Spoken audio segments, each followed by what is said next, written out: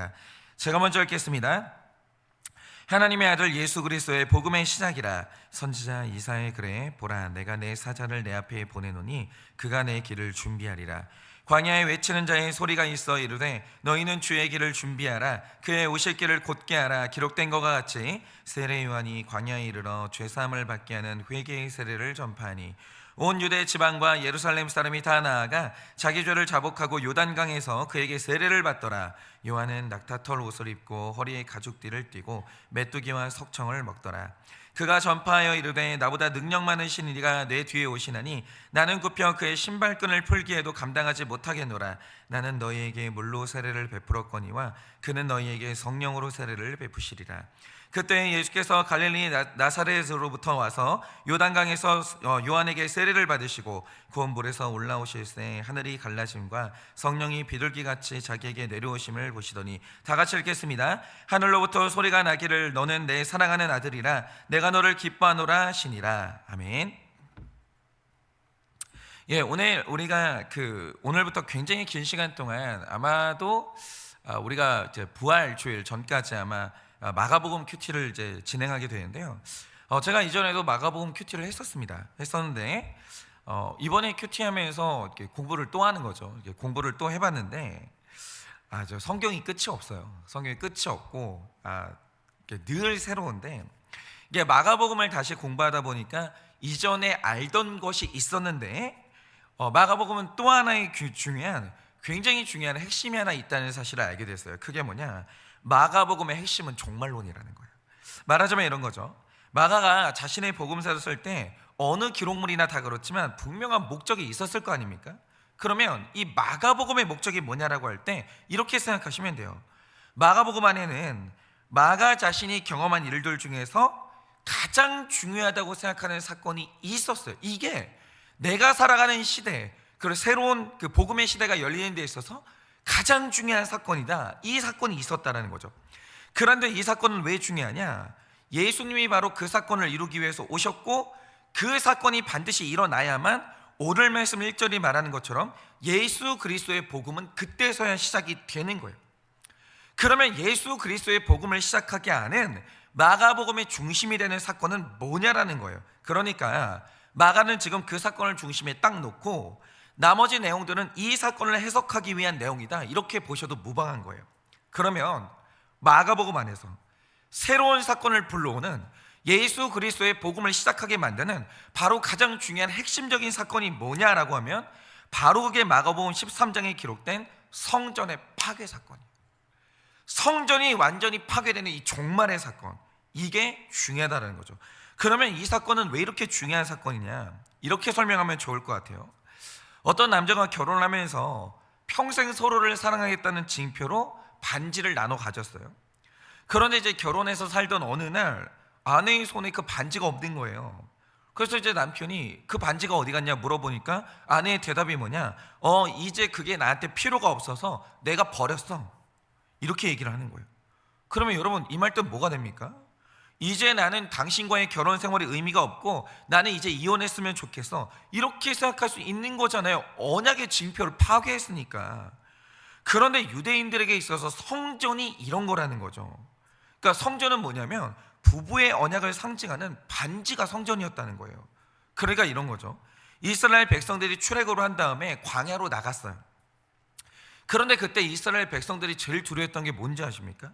하나님이 우리를 이 광야로 이끌어내 놓고 만약에 우리를 버리시면 어떻게 하나, 하나님의 마음이 변심하면 어떻게 하나, 이걸 제일 두려워했어요.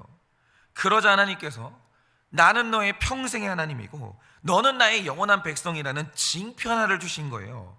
언약을 세우셨는데 그게 뭐냐? 바로 그 징표가 성막이에요. 그러니까 이 성막이 백성들 가운데 세워져 있다는 건 하나님이 백성들과 함께하고 계시다, 이 뜻이에요. 이 뜻. 성막은요, 그래서 중요했던 거예요. 백성들이 이 성막을 보면서 하나님이 우리와 지금 함께 계시는구나, 이걸 계속 확인을 하는 거예요. 그러니까 광야에서는 백성이 어디로 가든지 간에 성막이 늘 백성들과 함께 했고요, 백성들이 가나안 땅에 정착한 이후부터는 영원히 그 자리에 서 있는 성전을 지은 다음에 하나님이 자기 백성과 영원히 함께 하신다, 이 징표로 성전을 삼았던 거예요. 그런데 AD 70년에 하나님이 그 성전을 완전히 파괴하십니다. 그런데 파괴하실 때 뭐라고 얘기를 하시냐면, 내가 돌 위에 돌 하나도 남겨놓지 않을 거야. 완전히 싹 파괴하실 거야. 이렇게 말씀을 하시는 거죠. 그러니 여러분, 이 사건을 한번 보세요. 이게 해석이 제대로 안 되면 굉장히 큰 문제가 생기는데, 하나님이 내가 너와 함께 한다는 언약의 표징으로 눈에 보이는 성전을 세웠어요. 근데 어느 날 이걸 하나님이 파괴를 하신 거예요. 그러면 이 구약의 관점에서 보면 이게 무슨 뜻으로 보였겠습니까? 드디어 하나님의 인내심이 바닥나서 우리를 버리셨구나. 하나님과 우리 사이의 언약이 깨졌구나. 우리는 고아가 됐구나. 이렇게 받아들여질 수 있었다라는 거예요. 그런데 이 성전이 파괴되기 70년 전에 오늘 말씀을 보시면 하나님의 아들 예수님이 이 땅에 오십니다. 이 사건이 있기 전에 예수님이 먼저 와요. 그리고 성전이 파괴된다는 것의 의미에 대해서 해석을 해주시는 거예요. 그런데 그 해석의 말씀이 뭐냐? 그걸 우리는 마가복음이라고 봐야 된다라는 거예요. 그러면 오늘 우리가 마가복음을 시작하면서 먼저 깨달아야 되는 건 이겁니다. 오늘 말씀 1장 1절을 보면 하나님의 아들 예수 그리스도의 복음이 시작됐다, 이렇게 말씀을 해요. 복음의 시대가 시작됐다, 이러시는 거죠. 그러면 여기에서 묵상해야 되는 건 이거예요. 예수 그리스도의 복음이 뭔데요? 정말 간단하게 말하면 이거예요. 내 자녀가 좋은 대학에 합격했어요. 좋은 소식이죠. 너무 좋은 소식 맞는데 이게 예수 그리스도의 복음은 아니에요. 이거 헷갈리시면 안 돼요. 내 사업이 대박 났다. 오늘부터 우리는 먹고 사는 걱정 끝났다. 이거 잔치할 만한 좋은 소식 맞아요. 맞는데 이게 예수 그리스도의 복음은 아니에요. 예수님이 들고 오신 소식이, 제일 좋은 소식이 그게 아니라는 거예요. 그러면 오늘 예수님이 들고 올 수 있는 소식 중에 제일 좋은 소식, 예수 그리스도의 복음이 뭐냐?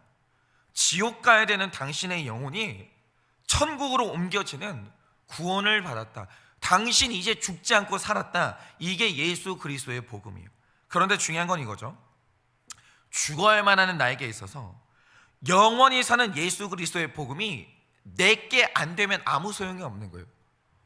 여러분, 세상에 너무 예쁜 여자가 있어요. 있는데 그 여자가 내 아내가 안 되면 남의 여자예요. 아무 의미가 없는 거예요. 복음이 있어요. 사는 방법이 있어요. 근데 중요한 건 뭐냐면 그 예수의 복음이 내 복음이 돼야 될 거 아니에요. 생명 주시는 예수님이 내 예수님이 돼야 될 거 아니에요. 그러면 이 복음, 그 예수님은 어떻게 내 것이 되냐 이거예요. 어떻게 내 것이 돼요? 이게 중요한 거예요. 그런데 성전 파괴 사건과 오늘 말씀을 보면 뭐가 예수 그리스도의 복음의 시작인지, 이 시작된 예수 그리스도의 복음이 어떻게 내 것이 되는지 그 시작이 정확히 기록되어 있는 거예요. 그게 뭐냐? 한번 잘 들어보세요. 앞에서 말씀드린 것처럼 마가복음이 기록될 때 그 중심에 기록되어 있는 사건이 바로 마가복음 13장에 기록된 성전 파괴 사건이거든요. 그런데 이 기록의 핵심적인 기록은 2절과 14절이에요. 그러니까 마가복음 13장 2절과 14절인데 2절을 보시면 이 성전은 돌 위에 돌 하나도 남지 않고 완전히 무너지게 될 것이다, 이렇게 했고요. 14절을 보면 이 성전에 멸망에 가증한 것이 서게 될 것이다, 이렇게 말씀을 하세요. 그러면 이게 도대체 뭘 의미하는가? 일단 우리가 이제 이걸 알아야 되는데요. 많은 학자들의 견해가 일치하는 바, 성전 파괴 사건은 AD 67년에서 68년까지 있었던 유대인의 전쟁으로부터 이 사건이 시작이 돼요. 이 전쟁이 굉장히 중요한 의미를 가지고 있거든요. 왜냐? 제가 이 질문을 한번 드려볼게요. 지금 예루살렘 성전에서 전쟁이 일어났어요. 이 전쟁은 성전을 누가 차지하느냐, 이걸 놓고 벌이는 전쟁이었거든요. 그러면 이 전쟁은 누구와 누구의 싸움이었을까요? 우리가 흔히 생각하기를 유대인들과 로마 병사 혹은 다른 민족 간의 싸움이라고 생각할 수 있는데, 이 전쟁이 참혹했던 이유가 뭐냐면 이게 유대인과 유대인끼리 벌였던 피 튀기는 전쟁이었어요. 놀랍게도 이 성전을 갖겠다고 서로 싸웠던 게 누구냐? 유대인끼리 싸웠어요. 그러면 이 전쟁을 왜 했냐? 당시 이제 성전의 대제사장이 아나누스 벤 아나누스라는 사람이 대제사장이었는데, 이 사람은 로마와 한번 잘 지내보자 라고 하는 온건파였어요. 그런데 당시에 폭력적인 무장단체죠. 열심당의 엘리에살 벤 시몬이라는 사람이 이거를 배신이라고 생각한 거예요. 어떻게 이방인하고 잘 지내? 그러도 당신이 성전의 대제사장이 될 수 있어? 말이 안 돼. 이렇게 생각한 거예요. 그래서 한 일이 뭐냐, AD 67년에 엘리에살이 칼을 든 무장 세력을 이끌고 성전 안뜰로 진입을 해요. 이건 있을 수가 없는 일이거든요. 이거 말이 안 돼요. 율법에 감히 칼을 들고 어떻게 성전 안으로 들어가요? 근데 칼을 든 사람들이 성전 안으로 진입해요. 그리고 나서 이 성전을 칼로 완전히 채워버린 거예요. 그런데 이것 때문에 예수님이 진노하시면서 너희가 내 집을 강도의 구렬로 만들었다, 이렇게 외치신 거예요. 완전히 성전이 이미 무너져 있었던 거예요. 여튼 그리고 나서 성전에 들어간 이 칼을 든 무장 세력들이 기존의 대제사장 세력들을 죽이기 시작해요. 그런데 이 성전 안에서 살육전쟁이 1년간 제사가 진행된 게 아니라 살육의 전쟁이 진행이 돼요.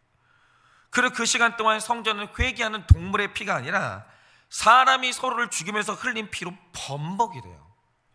그런데 바로 이게 멸망에 가증한 것이 서지 말아야 될 곳에 섰다라는 말의 뜻이 이거예요. 이 사건을 예언한 거예요. 그런데 이 사건을 통해서 하나님이 증명하신 게 하나 있었습니다. 자, 구약시대 때 하나님의 성전이 어디에 세워졌냐? 백성들 옆에 세워졌어요. 그리고 하나님의 성령이 늘 백성들 옆에 있었어요. 그런데 이게 구약시대 한계예요. 하나님이 아무리 가까이 와봤자 백성들 옆에까지만 오신 거예요. 그런데 백성들 옆에 세워진 이 성전은 더 이상 백성들을 변화시킬 수도 없고 구원을 할 수도 없다는 게 구약 역사 3,500년 동안 증명이 끝났어요. 이걸로는 안 돼요. 이걸로 안 돼요. 그러니까 이런 거죠. 돈이 좋아요. 돈이 좋죠. 저도 돈 좋은 거 알아요. 근데 돈이 사람을 구원시키고 변화시킬 수 있냐? 안 된다고. 그러니까 뭐가 사람을 구원하냐? 뭐가 사람을 변화시키냐? 안 되는 게 계속 증명이 되는 거예요. 근데 요 성전 있죠. 아무리 멋있고 크게 지어놔도 이 성전 가지고는 사람이 변화가 안 된다. 이거 3,500년이나 기회를 줬어요. 근데 그 증명이 끝난 거예요. 그러니까 이제 이 성전 시대는 그만 끝내고 새로운 교회의 시대가 열려야 되는데, 하나님이 말씀하시는 교회가 뭐냐? 이 건물 필요 없어. 네가 교회가 돼야 돼. 사람 네가 교회가 되어야 돼. 그리고 성령 하나님께서 교회가 된 사람 내면 세계 속으로 들어오셔야 된다는 거예요. 성령 하나님이 우리 안에 임하셔야 되는 거예요.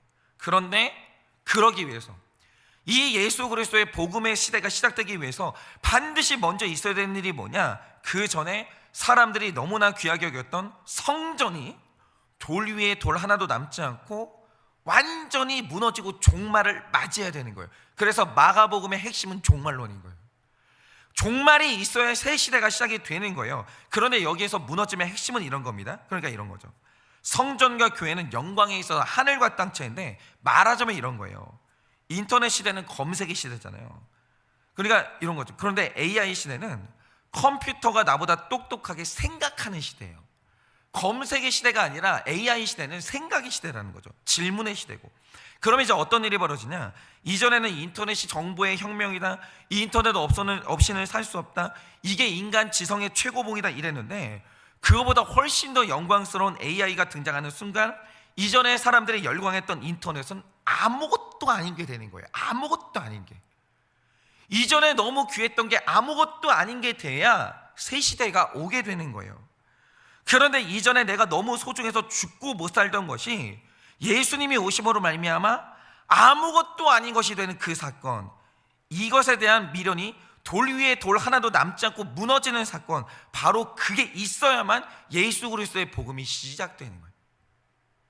만약에 내가 이 세상의 것이 너무 좋아서 미련이 남아서 난 절대 못 무너뜨리겠다, 그러면 그 사람 인생에는 예수 그리스도의 복음은 절대로 시작이 안 되는 거예요. 예수 그리스도께서 왜 오시냐? 네가 이전에 죽고 못 살았던 이게 아무것도 아니게 만들어줄게. 그것에 대한 미련이 돌 위에 돌 하나도 남지 않게 만들어줄게. 이게 시작돼야 예수 그리스도의 시대가 시작이 되는 거예요. 그런데 이게 진짜로 실현된 게 뭐냐면, 이스라엘에 이제 내전이 일어나니까 로마에서 이 내전을 진압하라고 군대를 투입하게 돼요. 이게 AD 70년에 있었던 일인데, 이때 이제 로마 정부에서 군대의 지휘관인 티투스 장군에게 명령한 게 뭐냐면 성전을 완전히 부셔서라도 내전은 확실히 진압하라 이랬거든요. 그래서 이 티투스 장군이 왔어요. 근데 와서 보니까 문제는 성전이 너무 아름다워. 여러분, 이 성전이 몇십 년 동안 지은 거거든요. 심혈을 기울였거든요. 그러니까 여기에다 외벽에다 보석을 박아놔가지고 햇볕이 딱 뜨면 반짝반짝거려. 이게 완전히 신의 도성처럼 생겼어요. 근데 티투스 장군이 이 건물을 보는 순간 완전히 딱 반해버려요. 그래가지고 이 티투스 장군이 이 진압하면서 명령한 게 뭐냐면 가급적 성전 건물은 보존하라 이렇게 지시를 했다는 거죠. 그런데 이 역사가들의 기록을 보면요, 진압 전쟁이 시작되니까 병사들이 너무 흥분을 한 거예요. 그래서 이름 모를 병사 하나가 성전 안에 횃불을 던졌는데 이게 모든 성전 기물에 불이 붙으면서 성전이 타기 시작해요. 근데 이렇게 되면 이제 어떤 문제가 생기냐면 성전 내부의 기둥들을 황금으로 입혀놨는데 성전이 불에 타면서 금이 녹아내린 거예요. 그러자 로마의 병사들이 땅에 흘러내린 이 금을 캐내겠다고 하면서 성전의 벽들을 허물어 버리기 시작해요. 다 미쳐요. 이 금을 캐겠다고. 그러면서 벽을 무너뜨리기 시작하는 거예요. 그래서 정말 성전이 돌 위에 돌 하나도 안 남아요. 다 무너져 버려요. 그리고 흔적도 안 나와요. 그 아름답다운 성전이. 그러니까 이게 의미하는 게 뭐냐면 예수님이 오시는데, 잘 들으세요, 예수님이 오셔야 구원받아요. 누구도 이유가 없어요. 아무도 사람으로 구원 못 받아요. 돈으로 구원 못 받아요. 반드시 내 인생에 예수님이 오셔야 구원을 받으시는데, 예수님은 왜 오시냐? 예수님이 오시면 제일 먼저 하시는 일이 뭐냐면 나의 헤롯 성전을 돌 위에 돌 하나도 안 남겨놓으세요. 완전히 무너뜨리세요. 그게 싫으면 예수님은 거기에 안 오세요. 여러분이 너무나 아름다운 이 영의 성전을 세우고 싶으시면, 영의 성전을 세우면 성령님이 거기 임하시게 되는데, 이 영의 성전을 세우려면 육의 성전은 돌 위에 돌 하나도 남지 않고 무너뜨려야 돼요. 그래서 예수님이 내 인생 가운데 오신다, 제일 먼저 일어난 일이 뭐냐면 따뜻하게 안아주시는 게 아니라 내가 죽고 못 살았던 내 육의 성전을 먼저 싹 다 무너뜨리세요. 왜냐? 그거 밀고 완전히 평지가 돼야 그 위에 아름다운 새로운 성전을 짓게 되거든요. 요게 해석이 돼야 돼요. 이상하다. 아니, 내가 예수님을 믿고 좋은 일만 일어날 줄 알았는데 왜 갑자기 내 삶 가운데 내가 그렇게 죽고 못 살았던 나의 아름다운 헤롯 성전이 왜 무너지는, 이 해달별이 떨어지는 사건은 왜 오는 것인가? 내가 예수를 믿었는데 내가 죽고 못 사는 내 자녀는 왜 무너지는가? 내 직장은 왜 무너지는가? 왜 내 삶의 아름다운 이 통장이 왜 무너지는가? 이유가 뭐냐면 그게 안 무너지면 예수가 안 믿어지는 거예요. 그래야 이런 거죠. 성전의 시대가 열리니까요, 인간이 세운 성전은 아무것도 아닌 게 되는 거예요. 그리고 그 증거로 하나님께서 사람들이 그렇게 아까워하시는 성전을 거침없이 무너뜨리신 거예요. 왜냐? 그건 실상 아무것도 아니거든. 그런데 오늘 말씀에 똑같은 일이 일어나요. 여러분이 오늘 말씀 2절을 보시면 예수님보다 세례 요한에 대한 기록이 먼저 나와요. 그런데 세례 요한이 누군지 아세요? 예수님이 평가하시길 사람이 낳은 자 중에서 가장 큰 자가 요한이에요. 그러니까 이 요한은 헤롯의 성전 같은 사람이에요. 대단한 사람이에요. 그러니까 사람들이 세례 요한을 얼마나 흠모하는지 5절을 보시면 온 유대 지방과 예루살렘 사람이 다 나아가 자기 죄를 자복하고 요단강가에서 그에게 세례받기 위해서 몰려들기 시작해요. 그런데 왜 사람들이 세례 요한한테 몰려들었는지 아십니까? 요한복음 1장 19절과 20절에 기록된 것처럼 요한이 마치 메시아처럼 보였거든요. 너무 대단한 거예요. 입을 열 때마다 메시지가 선포되는, 너무 강력한 거예요. 저 사람이 우리 메시아인가 보다. 그러면서 사람들이 세례 요한한테 몰려들기 시작해요. 그런데 이 세례 요한에게 예수님이 오신 거예요. 하나 여쭤볼게요. 어떤 일이 일어날 것 같으세요? 어떤 일이 일어날 것 같으세요? 그러자 예수님이 오시자 즉시 일어난 일이 뭐냐? 7절에 기록된 것처럼 사람 중에서 가장 크다 일컫는 요한이 예수님의 신발끈 풀개도 감당하지 못하는 아무것도 아닌 존재로 돌변하는 거예요. 여러분 잘 들으세요.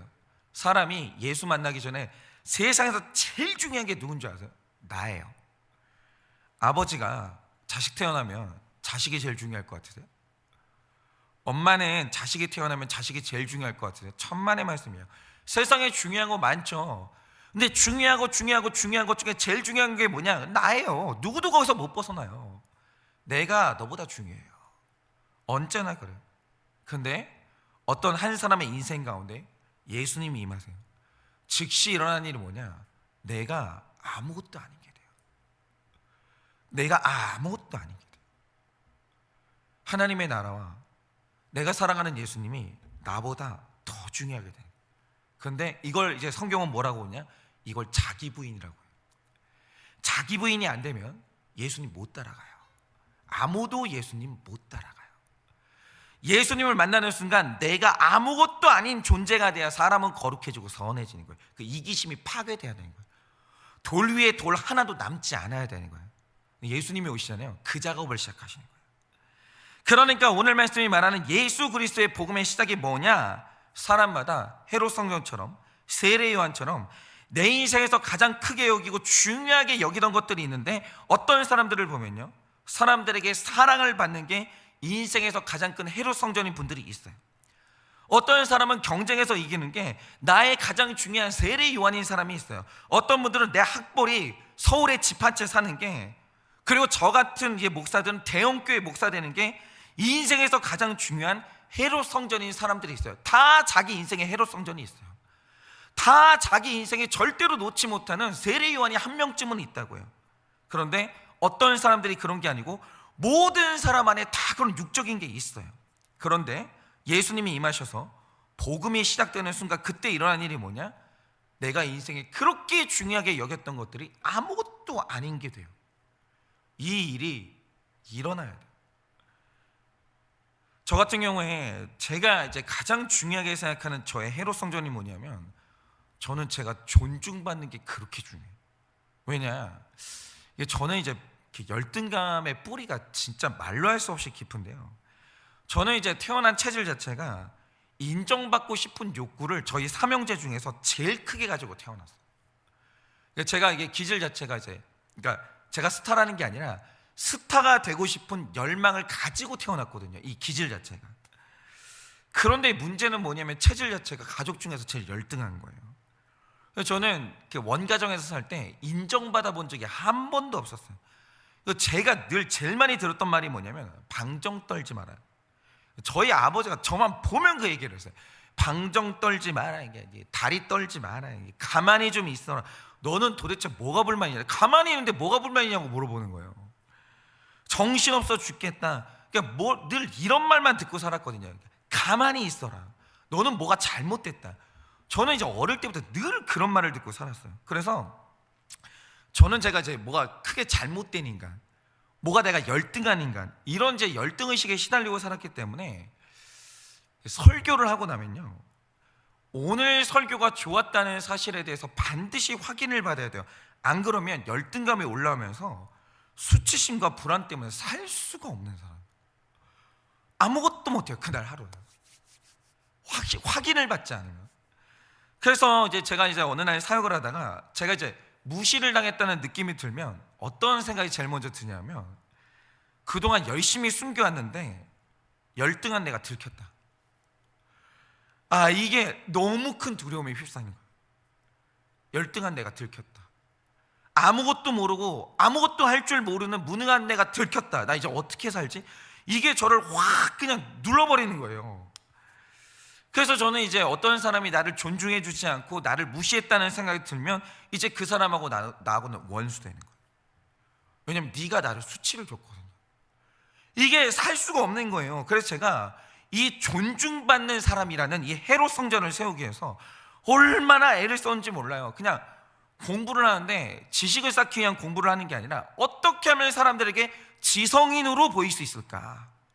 어떻게 하면 사람들에게 존중받을 수 있을까? 그러면서 어려운 단어만 쓰려고 그렇게 애를 쓰는 거예요. 뭔가 많이 아는 사람인 척 하려고. 기도를 해도 하나님 만나기 위해서 기도를 하는 게 아니라 영적인 사람인 척 하려고 그렇게 기도를 하는 거예요. 이게 뭐냐면 이게 다 헤롯 성전이에요. 헤롯 성전. 왜냐면 나는 존중받아야 되거든요. 존중받지 않으면 열등감이 나를 누르기 때문에 살 수가 없는 거예요. 그런데 어느 날 예수님이 오신 거예요. 그리고 제 안에 있는 깊고 깊은 죄를 보여주시는 그날 깨달았어요. 내가 존중받는다고 구원받는 게 아닌데, 사람들 10,000명이 나를 존중해 주면 뭐 할 거예요? 그럼 내가 구원받아? 그게 아닌 걸 깨달은 거예요. 내가 인생의 목적이 존중받는 게 아니라 구원받는 거구나, 이걸 하나님이 알려주신 거예요. 그리고 내가 사역을 하는 이유는 존중받기 위해서 사역을 하는 게 아니라 한 사람 구원하기 위해서 사역하는 거구나, 이거를 굉장히 많은 고난을 통해서 알려주셨어요. 하나님이 내 생각을 돌 위에 돌 하나도 남기지 않고 계속 무너뜨리시는 거예요. 그리고 제가 그 목적을 위해서 살다 보니까 일단 제가 살아났고 죽어가던 한 사람이 사는 걸 어느 날 경험하게 되는데, 여러분은 예를 들면 이런 거예요. 어떤 분이 이제 가끔 있는 일인데 저한테 전화를 해요. 목사님, 제가 오늘 죽으려고 하는데요. 오늘 이제 죽으려고 하는데 다 준비 끝냈는데 한번 목사님 설교가 들려서 한 통화나 한번 해보고 죽자라고 해서 전화했어요 라는 경우가 목회 7년 동안 아주 가끔 몇 번 있었어요. 그럼 이제 막 다급하잖아요. 전화로 설득을 하는 거예요. 일단 한 번만 만나러 와라. 한 번만 만나러 와라. 야, 오늘만 넘기자. 그럼 이제 오늘 넘겨요. 그랬던 사람이 어느 날 죽는 걸 내려놔요. 살아나요. 그리고 누군가를 섬기는 사람으로 훈련이 돼요. 그 쾌감을 아십니까? 그거는 이 사람을 한번 살려본 사람만 아는 뜨거운 감격이고 거룩한 쾌락인데, 이거보다 기분 좋은 건 세상에 없어요. 내가 어떤 사람을 살리는데 쓰임받았다라는 이 존재감보다 더 중요한 존재감이 존재를 하는, 이것 때문에 내가 오늘 살아있구나, 이게 어마어마한 느낌인데, 이걸 맛보는 순간 일어난 일이 뭐냐? 존중받고 싶다라는 나의 해로성전이 아무것도 아닌 게 되는 거예요. 내가 구원받을 수 있다면 무시 좀 당해도 돼요. 그래도 돼요. 그 죽는 사람 살릴 수 있다면 거절 좀 당해도 돼요. 왜 안 돼요? 그 자존심 좀 버려도 돼요. 그러니까 자존심 버려서 이 사람 살릴 수 있으면, 그러니까 이타적이라서가 아니라 그게 기분이 너무 좋다니까요. 그 자존심 한 번만 버리면 사람 하나 살릴 수 있는데, 그거 있잖아요, 아무것도 아닌 거예요. 그 구원 앞에서 있잖아요, 그거 아무것도 아니에요. 아무것도. 그런데 바로 이게 제 안에서 시작된 예수 그리스도의 복음의 저는 시작이었어요. 예수 그리스도의 복음이 시작되는 순간 내 인생에 너무 중요해서 죽고 못 살았던 그 중요했던 게 아무것도 아닌 게 돼요. 돌 위에 돌 하나도 흔적도 안 남는 거예요, 이전의 가치관은. 그래서 제 인생에서 가장 중요했던 것이 아무것도 아닌 게 되는 거예요. 여러분은 예수님 만나셨습니다. 그러니까 저는 너무 확실해요. 예수님을 만나셨냐? 그는 막 눈에 안 보였던 환상이 보이고 막 귀에 막 예수님의 중저음 있잖아요. 뭐 현성 아으 아으 아으 뭐 이런 게 들리는 게 아니에요. 예수님을 만났냐? 뭐냐면 이전에 내가 너무 중요해서 죽고 못 살았던 게 순식간에 아무것도 아닌 게 되는 경험이 일어났냐, 이거예요. 내가 내 안에 세례 요한이 있었고 내 안에 헤롯 성전이 있었는데 이게 아낌없이 무너지는 사건이 있었냐, 이게 바로 예수 그리스도의 복음이 시작되는 경험인 거예요. 다들 복음이 시작되기를 간절히 바랍니다. 그래서 헤롯 성전과 나의 세례 요한이 부가치한 것이 되고 가장 좋은 예수님을 만나고 영의 성전이 세워지는 여러분의 인생 되어지시기를 예수님의 이름으로 축원합니다. 이 시간에 제가 기도하고 축도함으로 예배를 마치겠습니다. 기도하겠습니다. 하나님, 제가 이전에 목사로 한번 크게 성공해서 많은 사람들 한번 추종하게 만들어보고 많은 사람들 열광하게 만들어보고 그 사람들을 통해 멋진 건물 하나 지어서 그 꼭대기에 내 사무실을 놓고 위대한 내 이름을 한번 많은 사람들에게 증명하는 것, 그런 멋있는 헤롯 성전 하나 세워보는 게 제 인생의 목적이었습니다. 저는 그렇게 정말 복음이 없는 가짜 목사로 살다가 지옥에 가도 할 말이 없는 인생이었는데, 어느 날 저 같은 사기꾼에게 예수님이 찾아오셔서 돌 위에 돌 하나도 남기지 않는 아름다운 구원의 사역을 시작하셨습니다. 하나님이 지옥에 갈 수밖에 없는 저의 모습을 마주하게 하사 정말 내 인생에 너무 소중했던 헤롯 성전을 다 무너뜨려 버리시고, 너는 이제 영의 성전을 세워야 산다, 네가 회개하지 않으면 살 수가 없다, 이렇게 말씀하여 주시고 새로운 영의 성전을 세워주신 주님 사랑합니다. 그 예수 그리스도의 복음이 시작되지 않았으면 오늘 저는 완전히 무너져서 죽었을 것입니다. 주님, 그러니 오늘 우리 삶의 헤롯 성전을 무너뜨리고 내 인생의 아름다운 세례 요한을 이제 떠나가게 하시는, 아무것도 아닌 것이 되게 하는 그 하나님의 예수 그리스도의 복음이 아플 수는 있으나 그것이 얼마나 아름다운 복음의 시작인지 오늘 이제 우리는 깨닫기를 원하오니, 예수님 오늘 우리에게 찾아오시고 나의 이 헛된 헤롯 성전을 무너뜨려 주시옵소서. 가짜 예수 같은 나의 세례 요한을 떠나가게 하여 주시옵소서. 그래서 오늘 가장 아름다우신 예수를 만나는 이 아름다운 하루가 될 수 있도록 은혜를 허락하여 주시옵소서. 지금은 우리 주 예수 그리스도의 은혜와 하나님 아버지의 그 크신 사랑과 성령님의 위로하시고 교통하여 주시는 그 역사하심이 오늘도 나의 너무나 아름다운 육의 성전을 무너뜨리고 아름다운 영의 성전이 세워져 그 안에서 예수님과 교제 나누기를 원하는 사랑하는 모든 주의 종들의 머리 위에 지금으로부터 영원 무궁토록 함께 있을지어다. 아멘.